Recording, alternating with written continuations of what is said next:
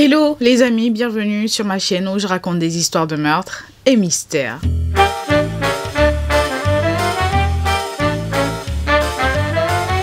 Pour les nouveaux, bienvenue, je m'appelle Osnel et je suis là tous les mercredis et les samedis pour vous raconter les histoires les plus sordides, les histoires les plus what the fuck qui existent dans ce monde. Alors, si tu passes par là et que mon contenu te plaît, n'hésite pas à t'abonner, à activer la cloche de notification et surtout à venir me suivre sur Instagram. Et pour les anciens, well, y'all knows, y'all my babies. Thank you, thank you, thank you. Merci de faire partir de l'aventure meurtre et mystère. Alors juste avant de commencer, je tiens à vous rappeler que ce contenu, c'est un public averti, ce contenu est déconseillé au moins de 12 ans. Alors aujourd'hui, nous allons parler d'une histoire tragique, une histoire qui s'est déroulée à Noël des années 90, de l'année 90, pardon. Nous allons donc parler des meurtres et des tentatives de meurtre de la famille Tiede. Alors, on atterrit donc le 22 décembre 1990 à Salt Lake City dans l'Utah. Ce jour-là, la famille Tiede, composée du père, de la mère, de la grand-mère et des deux filles, arrivent dans la ville pour passer Noël dans leur chalet à la montagne. Donc après avoir effectué leurs achats de dernière minute dans la ville, ils décident du coup de remonter au chalet pour se poser et s'installer.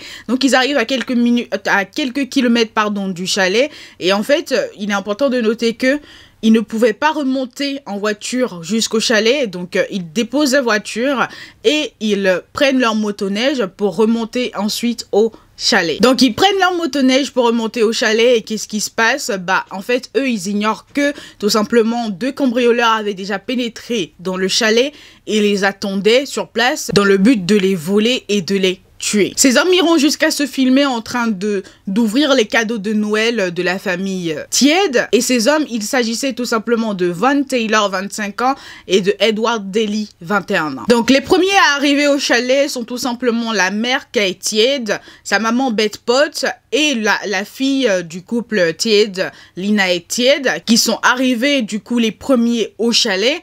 Et dès qu'ils ont garé leur motoneige, Linae a remarqué en fait la présence des deux hommes à l'intérieur du chalet, et elle a automatiquement prévenu sa mère en lui disant qu'il y avait des gens dans le chalet, et donc la mère...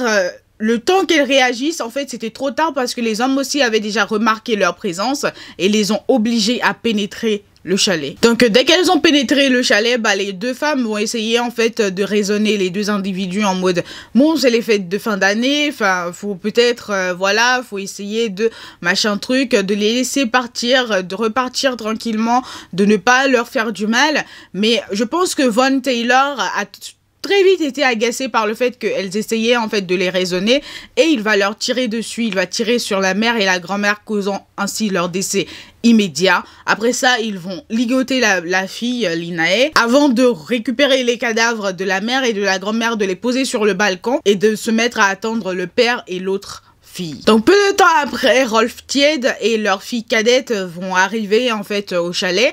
Et donc Taylor, qui tenait en fait Linae par la gorge et avec une arme pointée sur elle, va l'obliger à pénétrer dans le chalet. Il va obliger le papa à pénétrer dans le chalet avec l'autre fille, avant de l'obliger du coup à se déshabiller et à leur donner tout ce qu'il avait sur lui comme argent. Et le monsieur n'avait que 105 $ sur lui, donc il lui a remis les 105 $. Et après ça, Taylor va lui tirer dessus au visage en pensant que celui-ci est décédé, sauf que Rolf, n'étant pas décédé, il va se faire passer pour mort en attendant de secourir ses filles. Donc après avoir accompli leur mission, parce qu'ils étaient là en fait dans le but de tuer, ils ont décidé d'attendre la famille pour les tuer.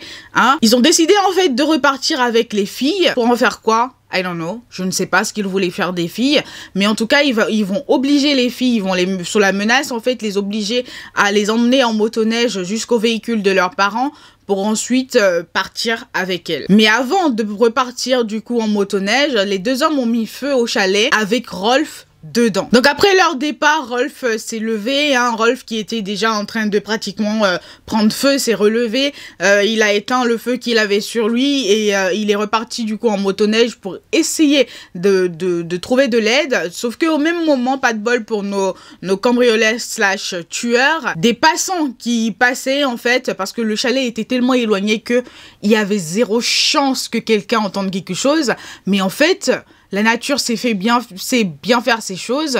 Il y avait des passants qui passaient à ce moment-là, ils ont entendu des coups de feu et ils ont vu en fait les deux hommes repartir avec les filles en les menaçant avec les armes à feu, et ceux-ci ont appelé la police, et en même temps que ceux-ci prévenaient la police, Rolf aussi s'est relevé, il a pris sa motoneige et il est allé prévenir la police, et en fait tout s'est enchaîné. Donc ce qui s'est passé, c'est que les cambrioleurs qui avaient déjà récupéré le véhicule des parents et qui étaient en train de s'échapper avec les filles à l'intérieur du véhicule et eux en même temps, ont été repérés en fait par une patrouille de police. Donc une course-poursuite a débuté et s'est terminée lorsque le policier a tiré sur le véhicule, poussant en fait le conducteur à perdre le contrôle du véhicule. Après ça, les deux hommes se sont rendus sans aucun tapage, ils se sont rendus au calme.